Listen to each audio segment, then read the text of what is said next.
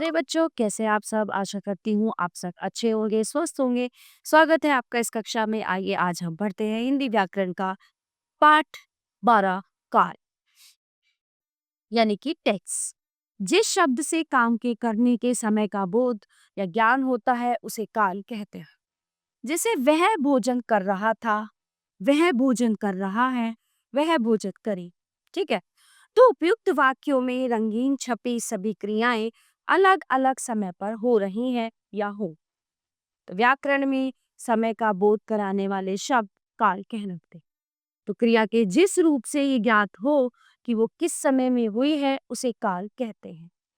काल के 3 भेद होते हैं: भूतकाल, वर्तमान काल और भविष्यत काल। ठीक है। भूतकाल भूतकाल अर्थात बीता हुआ काल। यह काल बीते हुए समय का, यानी कि जो गुजर चुका, बीते हुए समय का बोध कराता है।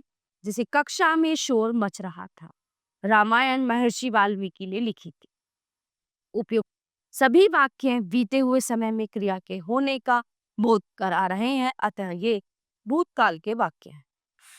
बीते हुए समय में कार्य के होने का बोध कराने वाली क्रिया का रूप भूतकाल कहलाता है।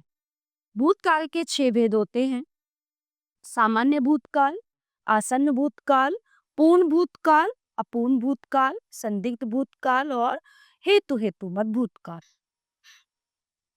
सबसे पहले आता है सामान्य भूतकाल। रंजीता ने नृत्य किया, श्री राम ने रावण को मारा। उपयुक्त वाक्यों की क्रियाएं बीते हुए समय में पूरी हो गई, अतः ये सामान्य भूतकाल की क्रियाएं हैं। तो इस प्रकार क्रिया के जिस रूप से काम के सामान्य रूप से बीते समय में पूरा होने का बोध हो उसे सामान्य भूतकाल कहते हैं। आसन्न भूतकाल: शिक्षिका पढ़ाकर आई है, मैं अभी सोकर उठी। उपयुक्त वाक्यों की क्रियाएं अभी अभी पूर्ण हुई हैं, इसलिए ये आसन्न भूतकाल की क्रियाएं। तो इस प्रकार क्रिया के जिस रूप से ये पता चले कि क्रिया अभी कुछ समय पहले ही पूर्ण हुई है उसे आसन्न भूतकाल कहते हैं। आसन्न का अर्थ होता है निकट। ठीक है। आसन्न भूतकाल की क्रिया में हूं, है, हो लगता है। पूर्ण भूतकाल: अंग्रेजों ने भारत पर राज किया था, महादेवी वर्मा ने संस्मरण लिखे थे। उपयुक्त वाक्यों में क्रियाएं भूतकाल में पूर्ण हो चुकी थी, अतः ये पूर्ण भूतकाल की क्रियाएं। तो इस प्रकार क्रिया के जिस रूप से उसके बहुत पहले पूर्ण हो जाने का पता चलता है उसे पूर्ण भूतकाल कहते हैं। पूर्ण भूतकाल में क्रिया के साथ था, थी, थे, चुका था, चुकी थी, चुके थे आदि लगता है। अपूर्ण भूतकाल: बारिश हो रही थी, फुटबॉल मैच चल रहा था। उपयुक्त वाक्यों में क्रियाओं से कार्य के अतीत में आरंभ होकर अभी पूरा न होने का पता चल रहा है, अतः ये अपूर्ण भूतकाल की क्रिया है। तो इस प्रकार क्रिया के जिस रूप से ये पता चले कि क्रिया भूतकाल में हो रही थी परंतु समाप्त नहीं हुई उसे अपूर्ण भूतकाल कहते हैं। संदिग्ध भूतकाल: बस छूट गई होगी, दुकानें बंद हो चुकी हो। उपयुक्त वाक्यों की क्रियाओं से भूतकाल में काम पूरा होने में संदेह का पता चलता है, अतः ये संदिग्ध भूतकाल की क्रियाएं हैं। तो इस प्रकार भूतकाल की क्रिया के जिस रूप से उसके भूतकाल में पूरा होने में संदेह हो उसे संदिग्ध भूतकाल कहते। हेतुमत भूतकाल: यदि वर्षा होती तो फसल अच्छी होती, यदि तुमने परिश्रम किया होता तो पास हो जाते। उपयुक्त वाक्यों की क्रियाएं एक दूसरे पर निर्भर करती हैं। ठीक है।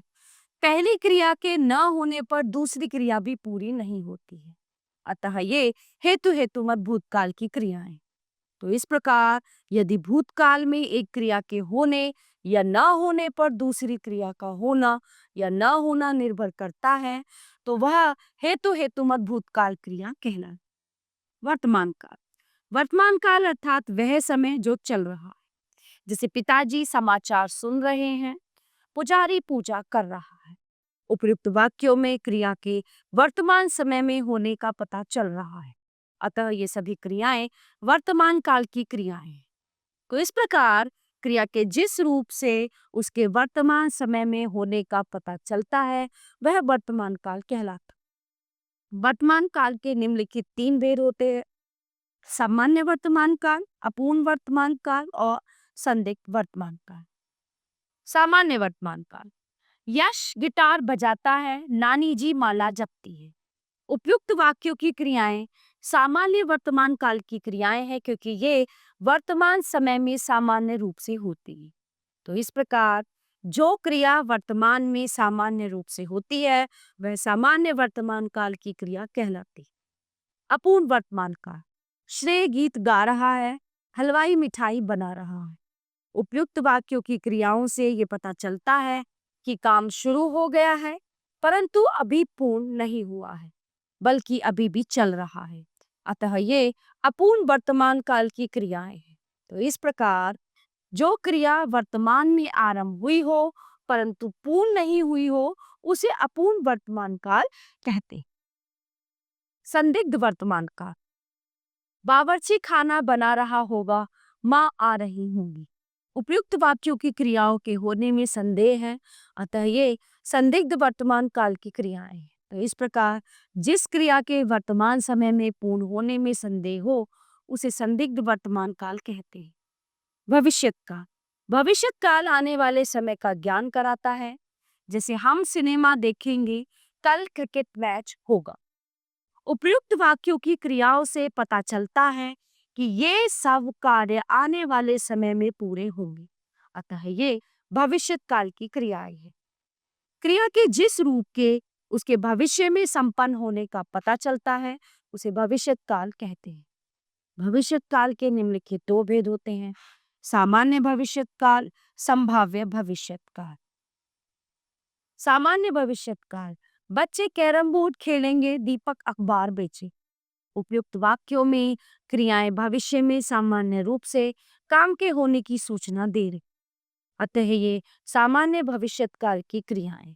तो इस प्रकार क्रिया के जिस रूप से उसके भविष्य में सामान्य ढंग से होने का पता चलता है उसे सामान्य भविष्यत काल कहते हैं। संभाव्य भविष्यत काल: शायद चोर पकड़ा जाए, परीक्षा में शायद मुझे अच्छे अंक प्राप्त हो। उपयुक्त वाक्यों में क्रियाओं के भविष्य में होने की संभावना है, ये पूर्ण रूप से होंगी ऐसा निश्चित नहीं होता, अतः ये संभाव्य भविष्यत काल की क्रियाएं हैं। इस प्रकार क्रिया के जिस रूप से उसके भविष्य में होने की संभावना का पता चलता है उसे संभाव्य भविष्यत काल कहते हैं। तो आइए देखते हैं हमने इस पाठ में क्या पढ़ा है। काल का अर्थ होता है समय। काल के 3 भेद होते हैं: भूतकाल, वर्तमान काल तथा भविष्यत काल। बीते हुए समय को भूतकाल कहते हैं और भूतकाल के 6 भेद होते हैं: सामान्य भूतकाल, आसन्न भूतकाल, पूर्ण भूतकाल, अपूर्ण भूतकाल, संदिग्ध भूतकाल तथा हेतुमत भूतकाल। वर्तमान समय में होने वाली क्रिया का बोध कराने वाले काल वर्तमान काल कहलाता है। वर्तमान काल के 3 भेद होते हैं: सामान्य वर्तमान, अपूर्ण वर्तमान काल, संदिग्ध वर्तमान काल। आने वाले समय में होने वाली क्रिया का बोध कराने वाला काल भविष्यत काल कहलाता है। भविष्यत काल के 2 भेद होते हैं: सामान्य भविष्यत काल तथा संभाव्य भविष्यत काल। तो प्यारे बच्चों, ये था हमारा पाठकाल जो यहीं पे समाप्त होता है। आशा करती हूँ आपको अच्छे से समझ आया होगा। मिलते हैं अगली कक्षा में। धन्यवाद।